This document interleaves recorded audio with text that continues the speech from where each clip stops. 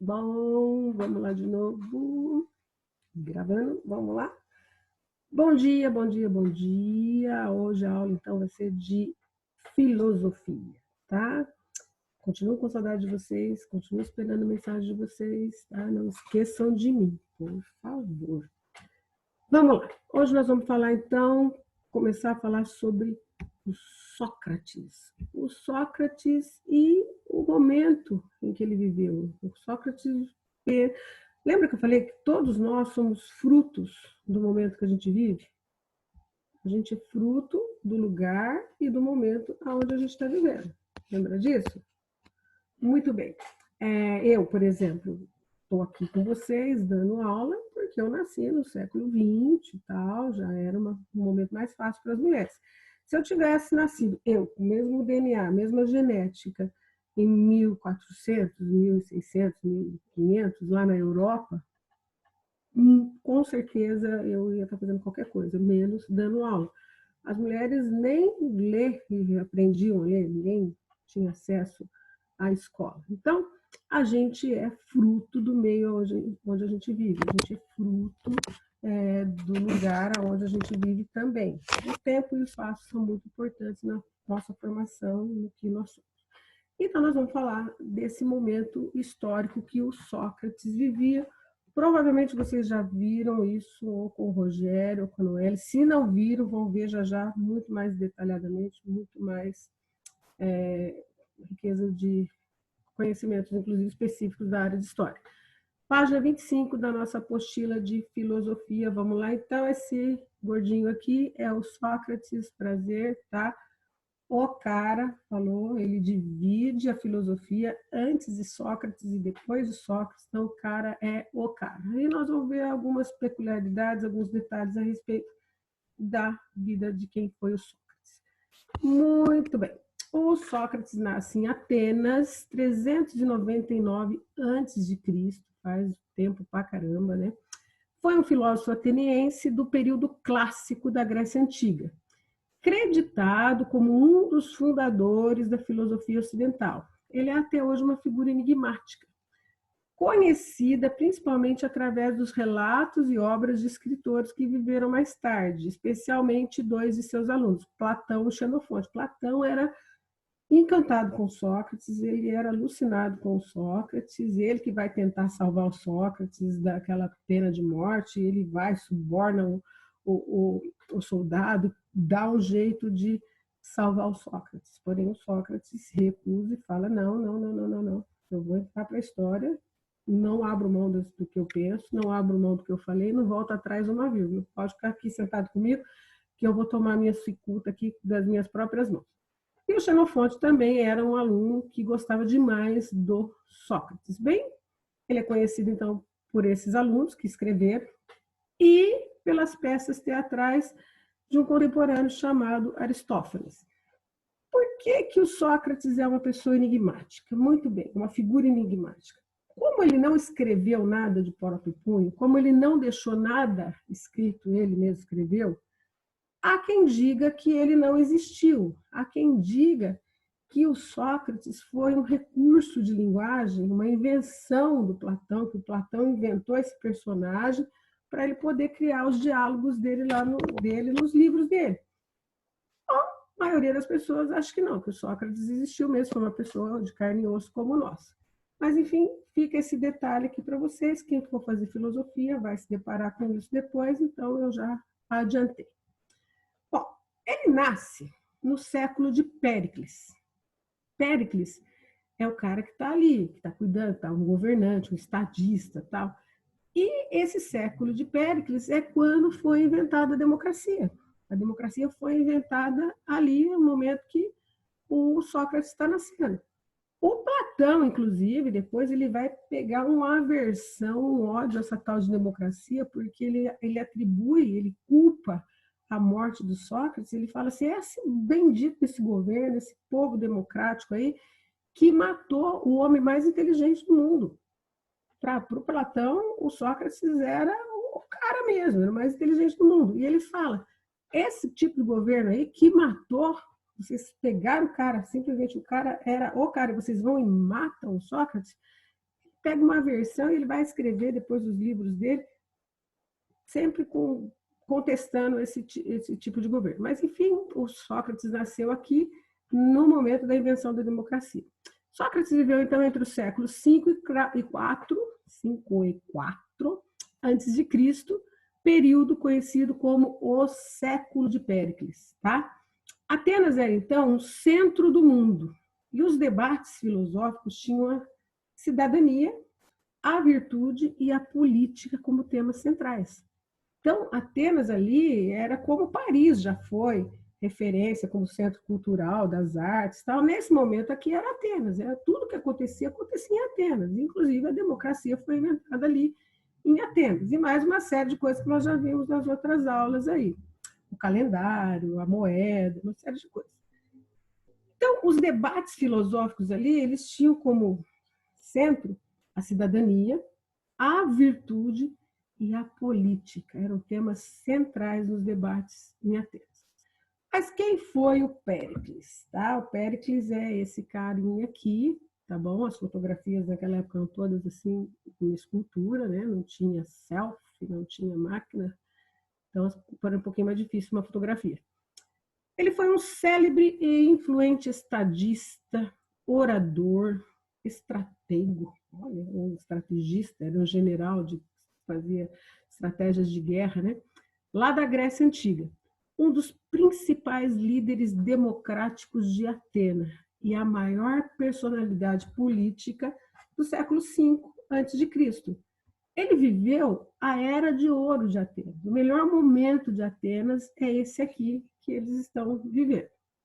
Tinha também um cara, esse outro aqui, Solon, tá?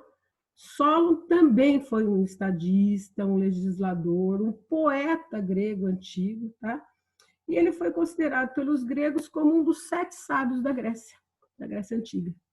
Em 594 a.C., ele iniciou uma reforma das estruturas social e política e econômica da polis ateniense. A polis é a cidade-estado, lembra? Por isso que somos todos políticos. Quem nascia na poli, quem nasce na poli, tem que ser um político. E o político é o cidadão. É o cidadão político é o que se preocupa com todos que vivem ali, com o coletivo. O idiom, que é aquele que fala, não, eu não preciso de ninguém, eu não gosto, não, o egoísta, o individualista, ele é, né, uma besta fera, ou ele é um deus que não precisa, mas se não é um deus que é autossuficiente, que não precisa de ninguém, está mais parecido com uma besta fera que vai viver lá no meio do mato sozinho, então, porque a polis precisa de políticos, de cidadãos que realmente se preocupem com o coletivo. O Solon fez reformas abrangentes sem conceder aos grupos revolucionários e sem manter os privilégios dos eupátridas, tá? Criou a Eclésia, que é uma assembleia popular, da qual participavam todos os homens livres atenienses, filhos de pai e mãe ateniense, maiores de 30 anos. Esses eram os que poderiam participar da vida política. Então, era uma democracia, mais ou menos, né? Só de ser só homem já corta na metade aí a população. Ainda, homens livres, maiores de 30 anos, o pai e a mãe tem que ser ateniense, se a mãe fosse espartana já não podia. Então, mas é esse momento aí que eles estão vivendo. Mas, enfim, vamos lá. A tal da democracia ateniense. O poder era da oligarquia. A oligarquia é um regime político em que o poder é exercido por um pequeno grupo de pessoas pertencentes ou a um partido só, ou uma classe, ou a uma família. É um pequeno grupo que está sempre governando. Esse pequeno grupo fica no poder e ele quer se manter ali no poder. Então, a oligarquia é o regime político em que o poder é exercido por um pequeno grupo de pessoas. O poder da oligarquia foi atingido. Com a democracia, a oligarquia já sofreu aquele baque, opa, não tem aqui lugar para um grupo pequeno só não. Nós estamos começando uma outra maneira de governar, uma outra maneira de cuidar da polis, que é a democracia. No grego, gente, foi uma forma de governo que surgiu a democracia, aqui que está escrito em grego, né? No grego, democracia foi uma forma de governo que surgiu na Grécia em meados do século V a.C. A experiência democrática ateniense, por quê? Por que eu falo ateniense? Porque Atenas era uma cidade-estado. Esparta era Grécia também, mas era outra cidade-estado. As cidades elas eram muito independentes, elas eram muito viviam em torno de si mesmas, né? Tudo elas eram muito autônomas, elas não tinham essa, como no Brasil, Casabranca, São José do Rio Pardo, a gente tem que obedecer um governador que deve satisfação ao presidente da República. Não, lá as cidades eram bastante autônomas e todas independentes umas das outras. Então, por isso que essa forma de governo surgiu em meados do século V a.C., uma experiência democrática ateniense. Dava-se em todo o território da Ática de forma direta. Começa em Atenas, depois se espalha. Contudo, envolvia uma pequena parcela da população, foi o que eu falei. Só homens maiores de 30 anos, pai e mãe ateniense, livres, ficou uma rodelinha assim de gente, um pingo de gente. Mas, enfim, é o que tinha. Na democracia ateniense,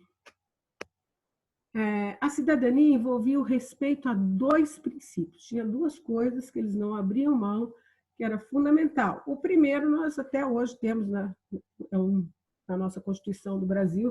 Esse aqui, ele embasa várias constituições pelo mundo afora, aí, pelo mundo democrático e tal. E o outro também, mas o primeiro é mais conhecido. Vamos lá, então.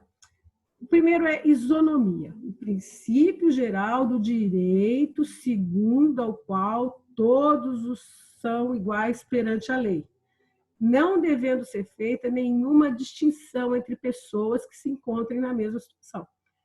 A Constituição brasileira hoje fala, todos os cidadãos são iguais perante a lei. Homens, mulheres, negros, brancos, católicos, protestantes, muçulmanos, judeus, independente da raça, da cor, da idade, todos somos iguais perante a lei, em tese, pelo menos. E a isegoria, princípio de igualdade do direito de manifestação na eclésia. A eclésia é aquela assembleia ali na ágora, onde eles se reuniam para debater os assuntos da polis, para discutir política e tal. Então, todos os participantes, a todos eles era dado o mesmo tempo para falar sem ser interrompido. Então, um direito de se expressar, gente, o direito de poder falar o que eu penso. Poxa, hoje a gente se diverte aí com esse negócio de internet, até extrapola um pouco esse direito de falar, né? É muita bobagem que se fala, que se lê, que se escuta. Mas, enfim, como diria Voltaire lá na Revolução Francesa, né? Não concordo com você, de jeito nenhum, mas eu morro defendendo o seu direito de falar o que você quer, porque eu também quero ter o direito de falar o que eu quero. E isso é uma das coisas difíceis da democracia, mas é importante. Isonomia, todos somos iguais, isegoria, todos podemos falar no mesmo tanto e com os mesmas... da mesma maneira, do jeito que você pode falar, eu posso falar também. Mas vamos lá.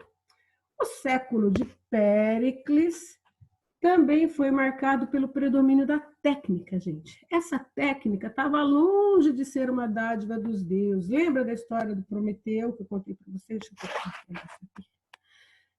A história que eu contei para vocês do Prometeu, né, que são os dois titãs responsáveis por dar todas as características para os animais, para os bichos todos, e o Prometeu precisa sair, e o Epimeteu fica ali, ele se empolga e vai montando lá o leão, a zebra, a girafa, o tubarão, a águia, vai dando todas as características para todos os animais. Quando o Prometeu volta, ele vê uns seres ali, sem juba, sem pelo, sem garras, sem mandíbula, sem força, tônus muscular, um ser assim, o ser humano. Somos os mais frágeis, fisicamente, os mais frágeis da natureza. Prometeu vai no Olimpo, rouba o fogo e traz para o ser humano para ele poder sobreviver. O fogo representa ali a sabedoria, a criatividade, a razão, o intelecto. Então, o ser humano ele é o mais frágil, mas é o mais inteligente. Por isso, nós dominamos. A gente não voa inventamos o avião. A gente não nada como os peixes, inventamos o submarino. Mas aqui, nesse predomínio da técnica, essa técnica estava longe de ser essa dádiva dos deuses. A idade, mais ou menos, porque foi mais que roubado, né? Prometeu roubou e trouxe para os seres humanos. A técnica passara, gente, a ser um saber prático, desenvolvido por meio de experiências, ou seja, uma atividade que eles chamam de poieses, com uma finalidade. Era a fabricação realizada para usar a natureza em favor do homem. O Bacon vai falar depois ali, mais para cá, que saber é poder. Se você consegue, o conhecimento te dá poder. O poder da gente pegar hoje um rio, canalizar a água toda, fazer uma barragem, faz uma usina e aquela força da água é transformada em energia elétrica e a gente está podendo aqui se conversar aqui por conta, se não tivesse energia elétrica, a gente não estaria. E também mais sofisticada depois, as internet, Wi-Fi, essa coisa toda que nos possibilita essa aula nesse momento. Então, os técnicos, eles eram, naquela época, o caçador, o capitão do navio, o estrategista, o político, o médico e o sofista. Então, você tem que fabricar coisas para usar a natureza em nosso favor. Quanto mais você consegue fabricar coisas, você facilita a sua vida. As ferramentas facilitam demais a nossa vida. Esse computador aqui na minha frente, o celular de vocês aí, o computador de vocês aí, está facilitando muito a nossa comunicação. Sofista, eu pus em letra maiúscula aqui porque nós vamos voltar a falar nessas pessoas, quem são essas pessoas. Mas na próxima aula a gente vai falar sobre sofistas e sobre o sofismo. Hoje, agora eu vou deixar para vocês aqui um desafio muito grande que vocês vão responder. Pode responder e me manda uma foto da resposta ou faz lá no computador, me manda o PDF. Vocês vão fazer esse desafio e me mandar. E eu vou corrigir com vocês lá no grupo e a gente vai conversar sobre os acertos e os erros. Falou? Por enquanto, só 2 alunos me mandaram um feedback daquela outra atividade lá. Mas pode me mandar aquela lá também que eu mando para vocês o gabarito e o comentário das questões. Tá bom? Então vamos lá. Desafio. A democracia ateniense antiga possui algumas características que a torna diferente das democracias modernas, ainda que estas se inspirem nela para se constituir. São características da democracia ateniense, referentes ao período acima que nós estudamos aqui, os seguintes assertivos. Vocês vão responder isso aqui para mim.